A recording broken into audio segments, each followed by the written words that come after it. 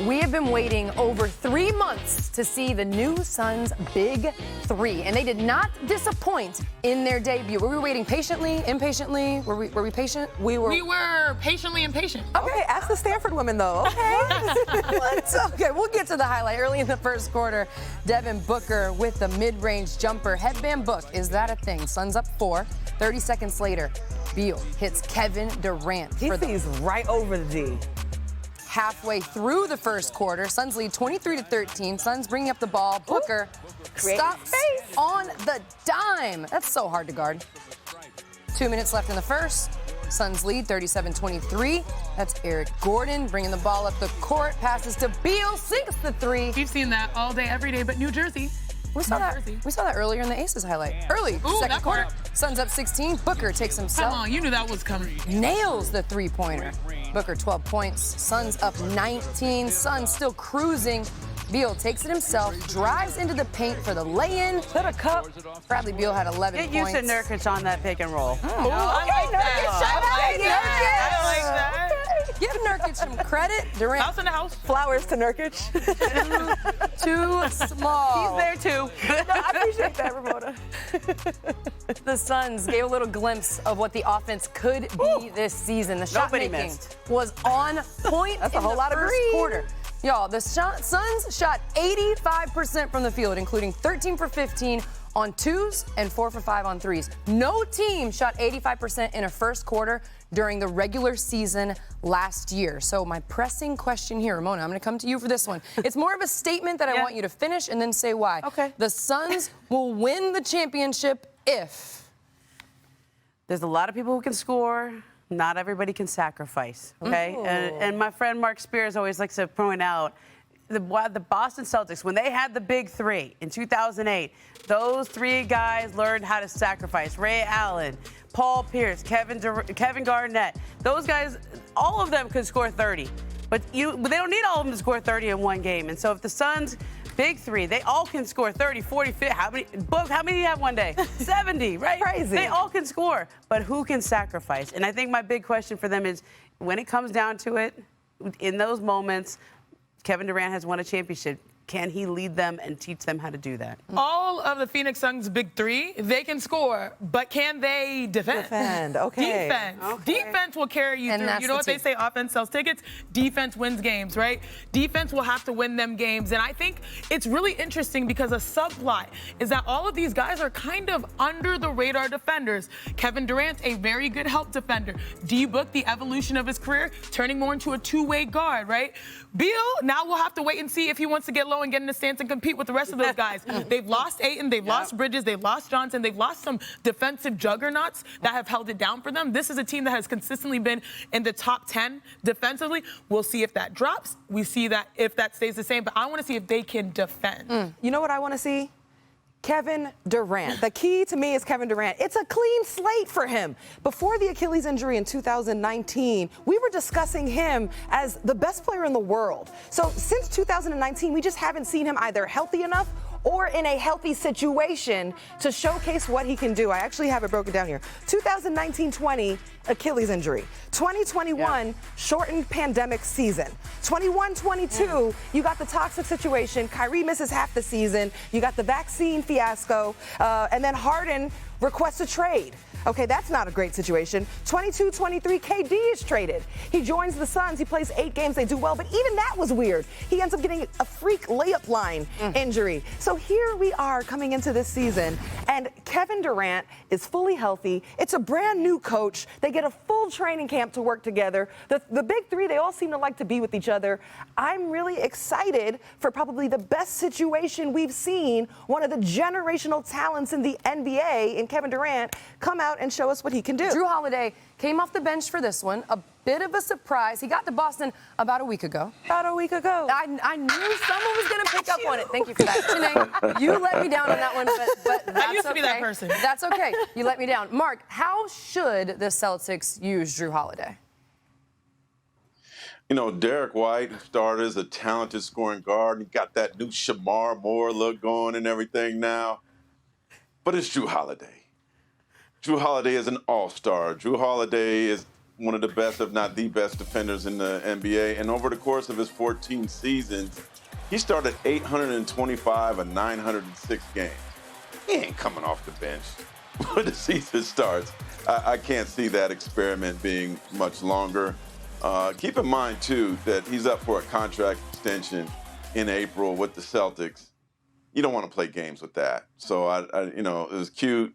I get it. Derek White, you're going to be a Sixth Man of the Year candidate. But I expect Jrue Holiday to be in that starting lineup soon. Mark, I feel you with that. And, Jrue has been a starter for most all his career for a reason, and just what he brings as far as leadership, setting the tone for competitiveness, for defense to a starting lineup.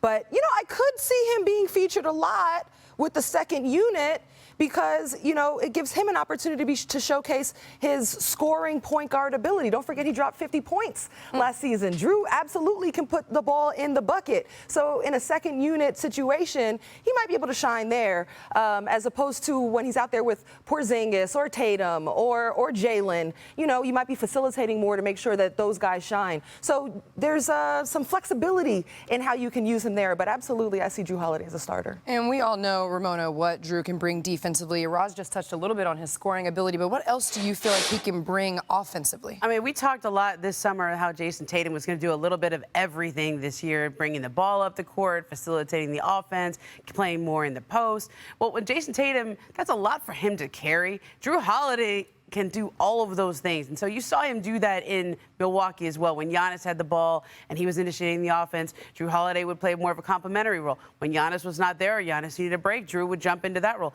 I think you just see him slide right into that spot alongside Jason Tatum. And those two guys know each other from USA Basketball. This isn't just a new partnership that's starting here in Boston. They've known each other for several years and played together. Let me get this correct.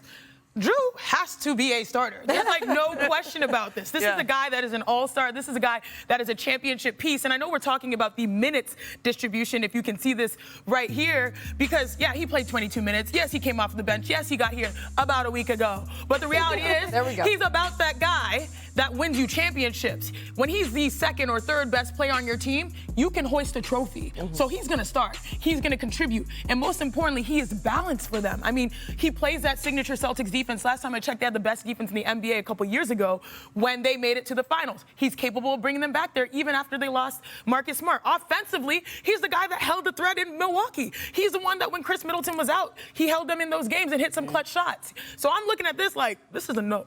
Yeah, but they made a big deal about Derek White starting this year. They made a big deal. Respectfully. That's all I'll say. With the first pick in the 2023 NBA Draft, the San Antonio Spurs select Victor Wembanyama. The future is here. Here comes Victor Wembanyama. We've never seen anything like him. He really has it all. He heads to San Antonio, following in the footsteps of fellow #1 picks Tim Duncan, David Robinson. I'm going to try and learn as quick as possible because I want to win that ring.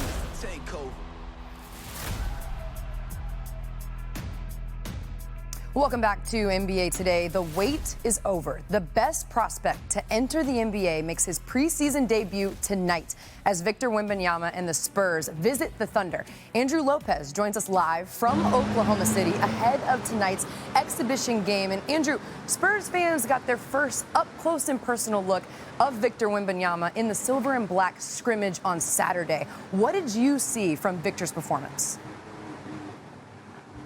He looked as advertised so far in that scrimmage back on Saturday. He did a couple of Wemby-like things. He caught a alley-oop from Devontae Graham at an angle that didn't seem possible. He hit a step-back three that had the crowd oohing and on. But I think the best part was his passing. I think the first possession of the game, he had a little no-look pass to Zach Collins down in the post. The biggest pass, I think the biggest play he made was one where he went behind the back, went into a spin move. The ball almost gets away from his long arms, pulls it back in, and makes a perfect cross-court pass to Devontae Graham, who was in the opposite corner for a three-pointer. And I think as we asked him after that game, he said, look, the best players are the ones who make your teammates better. So the passing is going to be something I think we see grow as a part of his game. Well, passing could be huge as he is finding his teammates. But, Andrew, stellar play aside, what else did you see Saturday that served as a potential indicator for how Victor will be used during the regular season? Now, we have to take this with a grain of salt. It was just a 40-minute scrimmage, 4 quarters, 10-minute running quarters, but it was how they used him that could be an indicator of what we see as his minutes. He would start a quarter, come out around the 4-minute mark, or at least head to the table. At the end of the second quarter, he kind of came back to the table, maybe with about 2 minutes left, but didn't get back in the game. There was no stoppage of play. Same thing in the third quarter as in the first, and then in the fourth, checked out with about 6 minutes left, came back with about 4 minutes left. You add that up, and you're looking at maybe if that's the pattern that they want to use for him in the regular season, it could be a 28 to 30-minute window that we see Victor this year. But we'll see how he plays tonight and kind of go off of that. Andrew, thank you so much for the info. Enjoy Oklahoma City and enjoy the game tonight. And we know that all eyes are on Victor Wembanyama as he heads into the season. Vegas has him as the favorite to win Rookie of the Year. According to Caesars, Wemby is the favorite, followed by Scoot Henderson, and Victor's opponent tonight, the 2022 number 2 overall pick, Chet Holmgren, also in the running. We bring in Mark Spears here. And Mark, I want to ask you, what are your expectations and what are you looking for to see from Wemby tonight? Well, I need to apologize to Tony Parker first. He told me several years ago that, hey, there's this kid, this 7-footer from France you need to check out. And I'm like, yeah, whatever. And he was right. But, Victor came on the map to me back in 2021 when he actually played his Rookie of the Year competitor, Chet Holmgren, in the U19 finals, France versus USA. And I'll tell you what, Victor got the better of that game, even though USA won. Victor had 22 points, 8 rebounds, blocked 8 shots in 27 minutes. And at the end of that, USA fans were like, man, who's this French kid? That was basically Victor's coming out game. And obviously then, as you see now, he needs to get a lot stronger. The same was said for Chet Holmgren, that he needed to get a lot stronger as well. So, I think there's certainly a learning curve there. But when I saw Victor in Vegas last year, his other coming out party against the G League Ignite, it was just like my mouth was dropped. I hadn't seen somebody that special in a long time. I know one thing that he told Malika around draft time, Mark, was that he doesn't feel pressure. So we'll see how the pressure, if it gets to him, or how he handles it tonight. Mark, thank you so much for joining us today. Continue being great. As always, you're the best. We appreciate you.